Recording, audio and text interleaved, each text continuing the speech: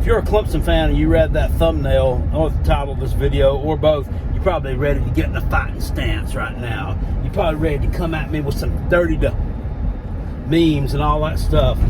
Just sit back, unruffle your jimmies, and listen to Carolina Jackpot for a little while. What's going on, Gangling Edge? Carolina Jackpot time coming at you. It is Saturday morning. Also means it's July the 2nd, 2022. It's hard to believe 2 days from now it's Independence Day.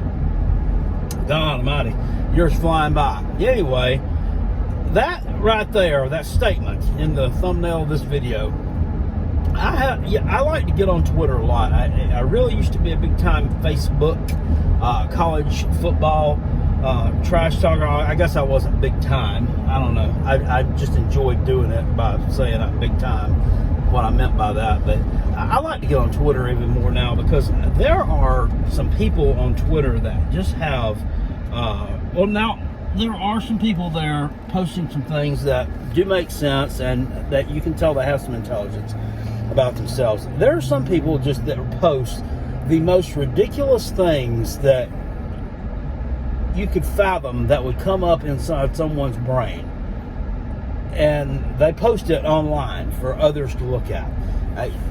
This is one of them. Well, you know, people only knew Clemson existed until 2015. Okay, now I understand the context around that. I understand what you're saying. You're saying that other college football fans didn't really regard Clemson as anything special until 2015, when they made a run to the national championship game, which they lost, by the way, to Alabama. But that's neither here nor there. I get what you're saying. You're not exactly saying no one knew it actually existed, but I mean, is that really true? Let's look back from 1977 until 2008. Okay, that's when old Dabo came on board as the head coach at Clemson. He'd been there for several years prior to that in an assistant role. They had three losing seasons in 30. My Gamecocks had like 3 losing seasons in the past 5. Okay, so to only have 3 losing seasons out of 30, that's pretty damn good. I mean, there are only a handful of programs in college football that can say such a thing over a 30-year stretch. Taters won a national championship in 1981. Now, granted, there was a little bit of controversy around that national championship, but the fact of the matter is that Danny Ford, the coach that led Clemson to the championship in 1981, he was a really good football coach. He really was. Tough, hard-nosed. Teams played hard, played good defense, ran the ball well, had good lines of scrimmage. All the stuff that you want to see, all the stuff that you would like to see back in the 1980s in a football program as a winner, you saw there. There was a little bit of deception, a little bit of cheating that went on at Clemson. That went on before Danny came on board. For the most part, I'm not going to say Danny did or did not cheat. I don't know. Wasn't there. But the fact of the matter is, they missed out on some bowl games that they probably would have won because they were on probation for a few years. Won ACC championships, I want to say 6-7 straight years. Okay, so now granted, this was before Florida State came into the league and they started dominating things in 1992, but you can't sit here and say that Clemson had 0 success in college football until Dabo came around. If you say that, you're just ignorant and you're just not very football smart. Or, you know, maybe you're young and you haven't read up on things, but hey, I mean, I'm 46, and I can sit here and tell you that Army was a powerhouse back in the 1930s and the 1950s.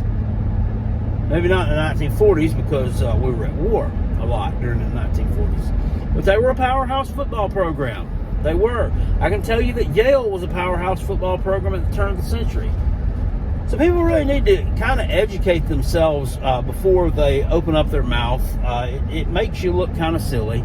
And I'm not going to sit here. I'm not sitting here and licking Clemson's rear end. I will not do that. Everybody knows that I cannot stand, and I absolutely loathe them, from the bald dome to the sewage that lies beneath my large and second largest toe. I from there to there. Yeah, I hate every fiber of their being. I can't stand them. But you can't deny what they've done since Dabo's been there. And you also really can't deny the framework that was laid down before Dabo came there. I mean, it was always a good football program. Always had a good fan base who's football hungry. I know this. I had to grow up around this garbage. I know it firsthand. And just to say that's ignorance. There's a person over on Twitter who calls himself Clutch Sports. Clemson, Clutch. Okay, Clutch said that Clemson was trash before Dabo arrived. It wasn't. You're a freaking tard if you believe that. You're an absolute goof. An absolute goof if you believe that. But that's why I enjoy getting on Twitter. There's a lot of entertainment value there. There's also some knowledge that you can gain there. But more often than not, it's just a circus of humanity at the highest levels. And I'm proud to be part of that at times. At times I can say stupid things. You know, my fandom and I guess a little bit of delusion overloads what I'm saying at times, but I try my best. To keep it real. And one more thing about that, keeping it real. Gamecocks is ending that 7-year streak this year in Clemson. Book it. Go Gamecocks, go Coach Beamer, and go Spencer Rattler. Woo!